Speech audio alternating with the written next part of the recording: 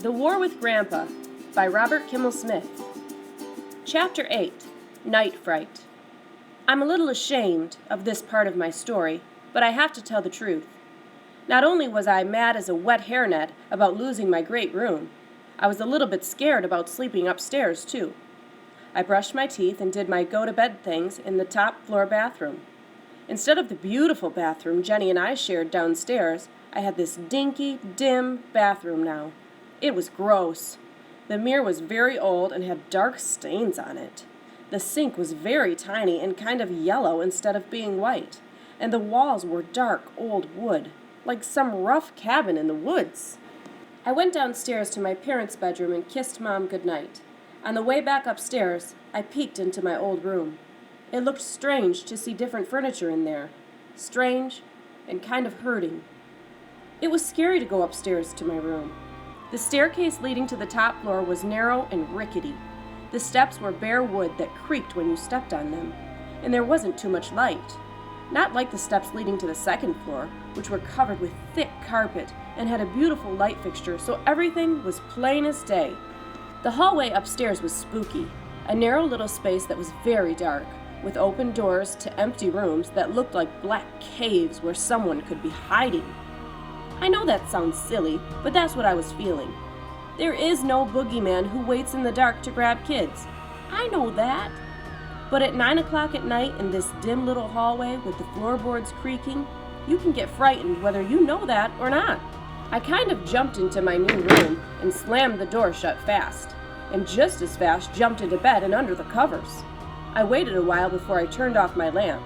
I was in no hurry for it to get dark, but finally I did it, and that turned out to be scary too. Like I said before, in my old room I knew where everything was and how everything was, and there was nothing scary.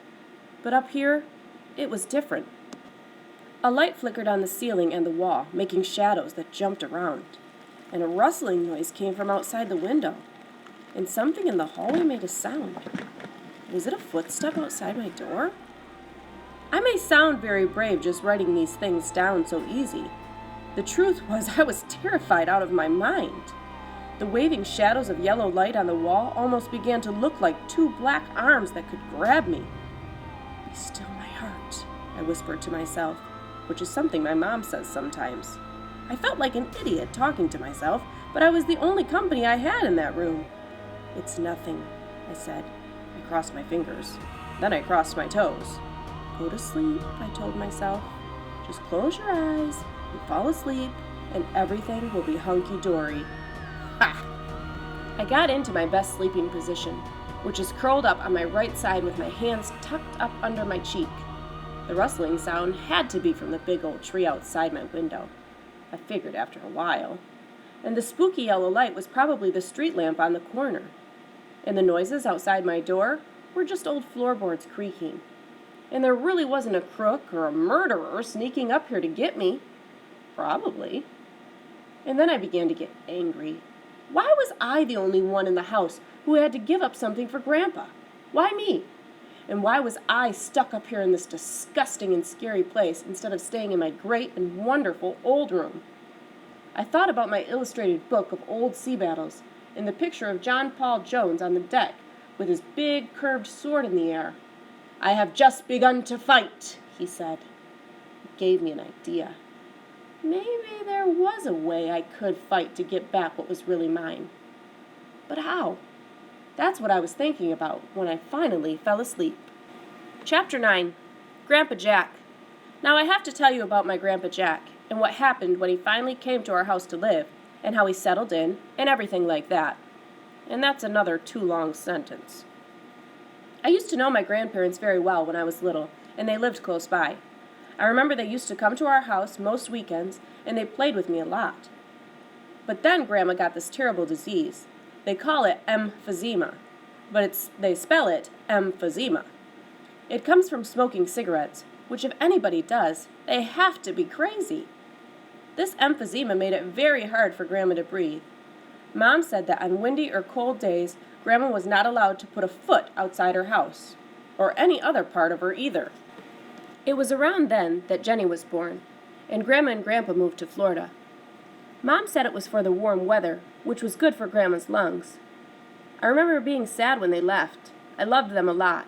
I loved how they always wanted to play with me, and almost anything I did was okay with them. Starting then, I saw them only when we would go to their house in Florida at Christmas. The rest of the year, we would talk on the telephone, maybe once a week. And then Grandma died. Now Grandpa was alone, and it was hard to think about. I only knew my Grandma and Grandpa together. They were never apart when they saw me and the family.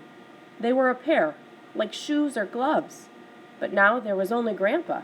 Dad brought Grandpa home from the airport. He pulled the car up in the driveway and tooted the horn. We all ran outside, and Jenny jumped right on Grandpa's neck as soon as he got out of the car, even though Mom had just said not to. Dad finally had to take her down. Then Grandpa gave me a long hug and held me away to look at me. "You're no Peapod anymore," he said, which was his nickname he had called me. "Petey, you're springing up like a weed. You must have grown 3 inches since Christmas." He smiled at me then, with little lines crinkling up around his eyes. I smiled back at him. He looked different to me from the last time I'd seen him. The lines and wrinkles in his tanned face looked deeper. His shoulders stooped down, and there was kind of a sad look in his eyes, even when he was smiling. And when we finally got into the house, with Dad and me helping to carry Grandpa's things, I could see that Grandpa was limping worse than ever. Grandpa used to be in the construction business until he retired, building houses mostly. Years ago, a big piece of wood fell on him and broke his leg. Mom and Grandma always said it never healed right, and now Grandpa had something wrong with his leg that Mom called arthritis. It was late when Grandpa arrived, and we all carried his things upstairs and tried to help him get settled into his room. My room. My old room that was now his. My idea of helpful was to take Grandpa's shirts out of his suitcase and put them into his dresser. Jenny's idea of helpful was to do pirouettes in the middle of the room, banging into everybody. Mom finally shooed Jenny and me out and made us get ready for bed. I did all my go-to-bed things and got into my pajamas and went downstairs to the kitchen to say goodnight to Mom and Dad. They were sitting at the kitchen table drinking tea. I knew when I walked in that they were saying private things to each other because they shut up quick when I came in and looked at me kind of funny. My mom looked real sad, like she was getting ready to cry. She hugged me a little extra tight, I thought, and ruffled my hair. I said goodnight. I didn't go back to my room, though. What I did was hang around the staircase to hear what they were saying. I was right about my mom. She was crying. "He looks so awful," she sobbed. "Please, Sally," I heard my dad say. "He's very tired, you know. It's been a very long day for him. He'll be fine after he gets some rest." "There's just no life in him," Mom said. "No life." "It's only a few months since she died," Dad said. "He's very depressed. Give it time, hon." "I hope you're right," Mom said. I sneaked up the stairs very quietly so my folks couldn't hear me and went to say goodnight to Grandpa. He was sitting on the edge of his bed, holding something in his hand. I could see it was a photograph of Grandma in a silver frame. "Good night, Grandpa," I said, but I don't think he heard me. He just kept very still, staring at Grandma's face in the picture. My mom was right, I thought as I went up to my room. Grandpa had no life at all. Could you die from being sad, I wondered? Could you? Chapter 10. Another night, another fright. It was still scary upstairs in my new room, maybe even more than it was the night before. The floorboards creaked again. The same shadows and light danced around on the ceiling. I still had the thought that a murderer was waiting outside my door to come in and kill me in my bed. You can laugh all you want. I was scared silly. Chapter 11. Only a dope will mope. Now I have to tell you about a special word. It's called mope. My sister Jenny does that a lot. She's a real moper, Mom says. It means standing around with your face hanging out and looking like doomsday is tomorrow. Only a dope will mope, Mom says to Jenny all the time. Usually Jenny mopes when she wants Mom to stop what she's doing and play cards with her or something. Naturally, Jenny always does her moping when Mom is real busy, like before dinner or lunch, or when Mom is about to go shopping or clean up something. Not now, Mom says, and don't mope. The reason I'm telling you about moping is because that is exactly what Grandpa was doing, except he called it resting. He hung around in his room practically all the time. When I asked him to take a walk somewhere with me, he'd just say, "No thanks, Petey. I'll just rest here a while." Sometimes he'd do his sitting in the living room, and that's all he'd do, sit. He'd sort of stare into the air, not even pick up a magazine or watch TV. Or after lunch sometimes, I'd ask him to have a catch with me, or maybe walk down to the candy store and get an ice cream cone. "Not today, Petey. Thanks," he'd say. And he'd sit on the porch or in the living room and just do nothing. I'll bet in the first couple of weeks he was living with us, he never even went as far as around the corner. He just sat around. That wasn't how he acted before he went to Florida and Grandma died. Back then, when I was little, I remember how peppy he was. "We'll have more fun than a barrel of monkeys," Grandpa used to say. And we did. He used to take me places like the park and the zoo. I was always happy when I was with him. I liked everything about him. His little white mustache that jumped up and down when he talked. The way he'd throw me up in the air and catch me or spin around fast, holding me in his arms. Even his breath, which always smelled of peppermints. I liked the way he'd toss me a ball and I'd try to catch it. I was little then and could hardly hold on to the ball, but it was fun playing with him.